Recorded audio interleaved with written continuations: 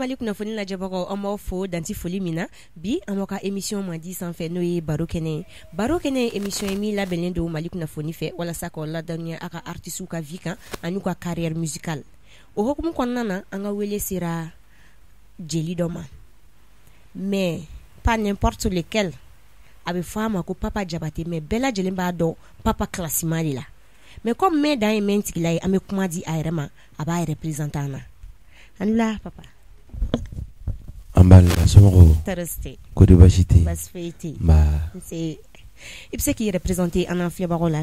OK. Bo o jarani seninga koma be alafu. Ka soli ka ngati ba nyuma nga kisi nema bai. Ka barika blam fani balai. Ne di Papa Jabate kabo kita kuduni budovo taduni kudunya magani jina maga sakoba simuni sakoba maganja. Mfanya fanya na gelai mbaya fanya madilai meni ko mba be fo sa mena shia ne de Papa Jabate ka bokita voilà papa nam ina nga wele jabi o jarayin kosebe saha papa me fe ka do i to be di papa yiwa Papa Classima yere fana soro la chogodi OK o jaranye kojugu ne Papa Jabate men to ko sebe Sori Ibrahim di Sori Ibrahim Jabate d'accord mais Papa Jabate non d'artiste mais Papa Classima nana école de fait ah bon si parce que ni yore na me barka bla nterike doy Abdoulaye Baba Dabo abe Lafiya Bugu ni wakati na ko nga foli be ko sebe donc nene kuntura ka parlu ke parce que depuis à bas âge parlu ba ko kadne abo lu ko ni kadne donc ne muntara école la de ba fo non Papa est Classima di bo depo wakati fo ça Classima ngoni ma be o karasa novel ni ma Papa Classima reble ne ten to rebe ouais. Papa Classima. OK, ametanoy Papa Classima di bambolo bi en fiabaro. Restez connectés. Papa. Non. Comme Jabate, amado ko Jabate ye jelouye. Non fait ka do papa yere musique kanu kera dona papa la chogodi. Voilà. Bon, sani nga yo kuma refon jara ko jugu. Parce que neka do musique re kono ka kanu follow. Njatigi dɔw be Lafiya Bugu Ousmane Sidibe olu de la kan bila dongeli ko ngapuma bon nkumaro la mais au kɔfɛ me barika da la parce que ni mɔgɔ be ko kɛ n'a kɛra tigi ɲɛna o y'a ka kunna wolo baye ni ma fili ne be micro ta fɔlɔ domina kɛra worokiya ko ne ka jigɛyɔrɔ la ouais anga foli be yurka ko mamuto ko ne de ado ale de ko fo ne ka kuma micro la ne ko ne te kuma micro la de parce que ne te jeli ya ko nango kala ne kadne ado ay ne forcer ko nga kuma micro la ka wari chaman dia ko ne kalan ke ngata ngale bla ka ta farasi ngunyame mais iboro moko ka ko be sababu be bodori la toujours ni yoro yere ka jeli are jani ko sebe me barika bla Sadio Kouyaté de no ikiasi maka en France qui a dit nye dongeli ako papa ngata tourner la ni be fe ka jelia ki ngata tourner la donc ne ko makia anantara tourner la ngona war ko no soro ngona sigina nete na jelia tare ngo parce que jelia ko kacha ako ngata donc antara tourner la alhamdulillah rabbil alamin jatigi nyuma chama nya son warula kan so million na ansigina kana bokabro kera bo jelia ko jaranere ni ko ako ya sawa OK d'accord abako bonala si abanga bonana d'accord donc et frère ou sœur ou bien uluma bon anga dugono moko shima donc la nerete ni erete fayan fan fara ba fanga moko shita fi me donc la nerete oh mais en parlant de ça au hokum konon e magelia sorala bon ni gelia soro parce que au début sani aka janga moko c'était pas facile oui parce que nga moko me a contrôler ko papa ambe jilidi mais pour que et donc lidani nyamakala kadi donc oui fait chama proposer nya kadani ka jilanda nunguno jiliare de kadni ni be fe ka jilade parce que bo jome gi dakane dron sinon avant ne re kunga ko te jilia ko jilia kun te ne gara ka ko kala ni kun kadni mais bon moko be gi dakane dron ni moko chi te taki dakan c'est ça o kuma na me do ke alsa ala ki bolu me amina rabbima Papa Classima nam papa nam am ibe fa nga jume anga tan jume ni anga tan kuma de wa anga tan dongli de bon ni fen fe ka indra ma adawga donc biko ye classico de quoi odo Fanu a y'a mɛn papa i ko ye gɛlɛya caman sɔrɔ famille kɔnɔna na ni ye dɔnkili ko ta fanfɛla ye mais m'a dɔn depuis i y'a daminɛ ka na se bi ma avantage nɔgɔya dɔw sɔrɔ la si alhamdulilayi ala ni jatigi ɲumanw barika ala n'an faw n'an baw nɔgɔya caman sɔrɔ la. Ok papa n bɛ fɛ ka atalaku dɔ k'an ye plateau in sanfɛ fo bɛɛ an filɛbagaw ka dɔn ko papa classement de bɛ plateau in kan bi Mali kunnafoni TV. Sama dadonga Mali kunnafoni e bi dadonga ne bolo jeliman dia fara jeliman goyaka Mali kunnafoni aw badaka ne bolo nyarila salamaya be dakana jeliman dia be dakana Mali kunnafoni aw badaka de bolo.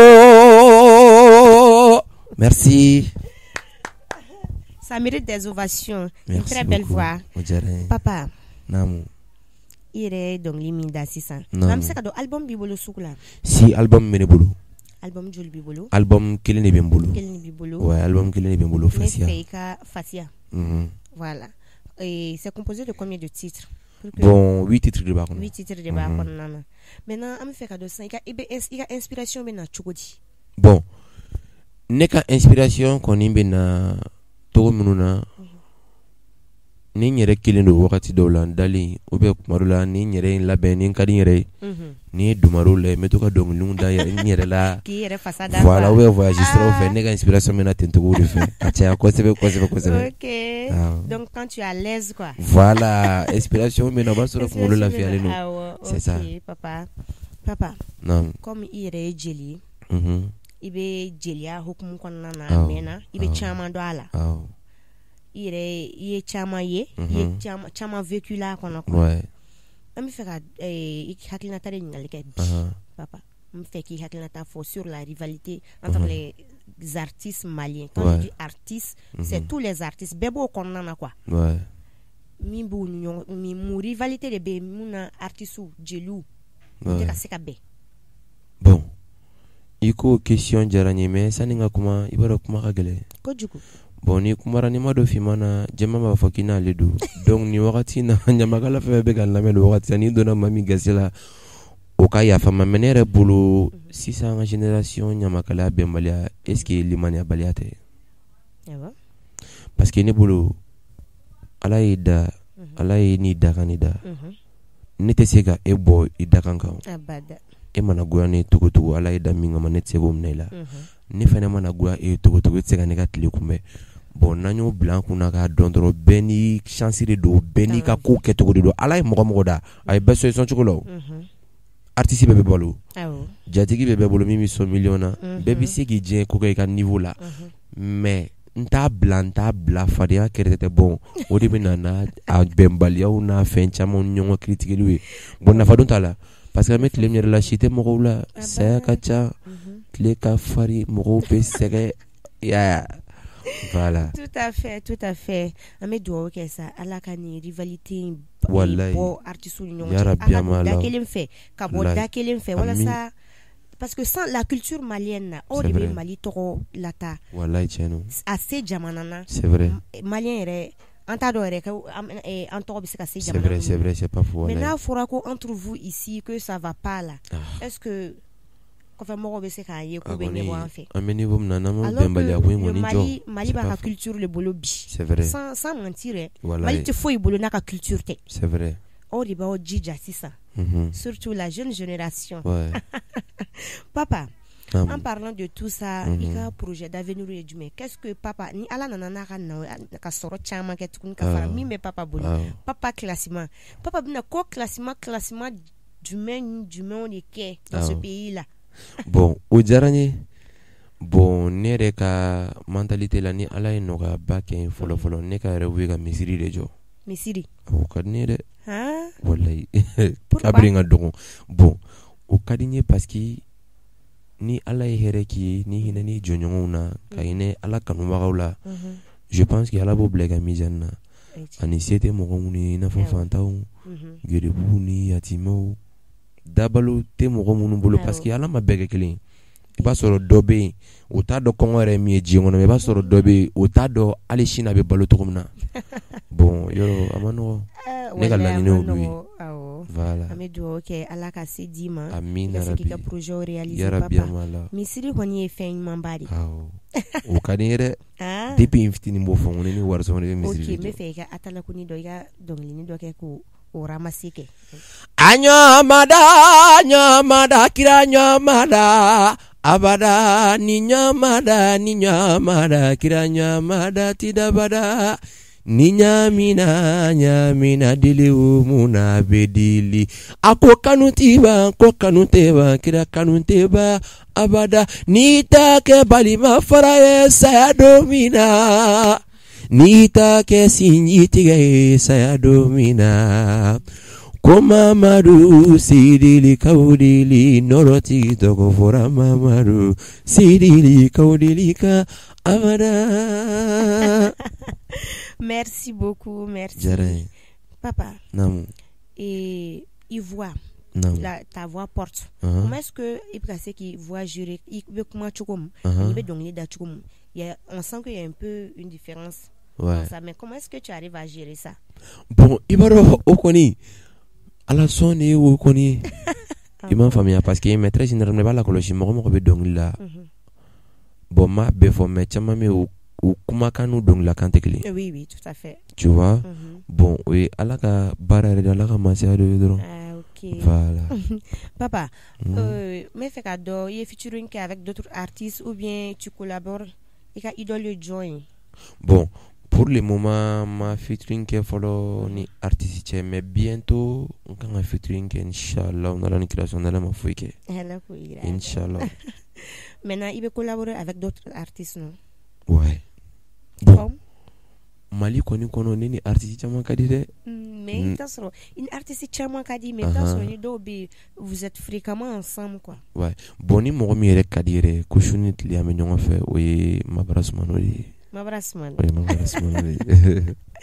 Ok, va faire mabrasmano kame ka kuna ngapa. D'accord, Inch'Allah binana. Ok, papa. Comme ameka se anga émission kunche yoro la. Mais fait papa il a accès ka noko, il a fanu buluwa parce que il y a des artistes ou aba la soro. Mais moi là il y a une fanu ko la soro, au soro li ka gele. Est-ce que papa be o fin kon nana wa? Bon, neto lu kungo ne soro noko. Très très facile. Facilement. Ouais, yeni wule eri. Ni bata ni message ne ma erreur ni bi répond. Ok, d'accord. Parce que mon kan wa ma sonu la. Yeah. Papa, comme il y a fille tu comme na émission me kasi akunche wala. Ame fait ka folie, ni folie kam mu bolo. Ani la dili kam nu bi bolo ka nyeshi et la jeune génération, il y a la génération mo comme ni be fin kon na. Iko ofo. OK. Donc kuma la ba mi be bella jelen fu. Bella jelen ba me. Kaw yɛrɛ bɛɛ lajɛlen fu ala ka bolo mɛn ka baara la ala k'an jɛlen to ala ka mali kunnafoni kɛ ko belebeleba ye dans le monde entier diɲɛ bɛ min na kali min fɛnɛ ka bon ni nin bɛɛ ye ka dugawu kɛ ala k'an ka ba maliba suma kɛlɛ jugu man kan ala ka kɛlɛ bɔ an ka mali ma deli kɛlɛ la anw bɛ don ka fa de dɔn ani tulo ni ka yɛlɛ ani nanga dumuni kɛ k'o sabati bɔ an jeli ɲɔgɔn fɛnɛ minnu bɛnlen tɛ ala ka bɛn sabati an ɲɔgɔn cɛ ala ka hakili ɲuman di an bɛɛ lajɛlen ma o de bɛ ne bolo k'a fɔ bɛɛ lajɛlen. Jara ye papa ina nanga wele jabi o jara il faut k'an ka da kan ko papa classement o do hali mɔgɔ min y'a ye bato ko papa classement de do o do. Ok, an balima mali kunnafoni lajɛbagaw an bɔra ka papa classement le lamɛn. Papa classement a tɔgɔ papa Jabate. Sori Ibrahim Jabate a tɔgɔ sɛbɛsɛbɛ ye Sori Ibrahim Jabate. A bɔra k'a ka projet o fɔ an ye ko ni ala nana nɔgɔya k'a ye k'a bɛ fɛ ka misiri de jɔ. Inchallah n'ala sɔnna. Artiste ka dɔgɔ min b'a ka projet fɔ nin cogoya la tan. Inchallah. Mais an bɛ dugawu kɛ ala ka se d'a ma a ka se ka a ka projet réaliser. A k'an bɛn diɲɛ waati wɛrɛ.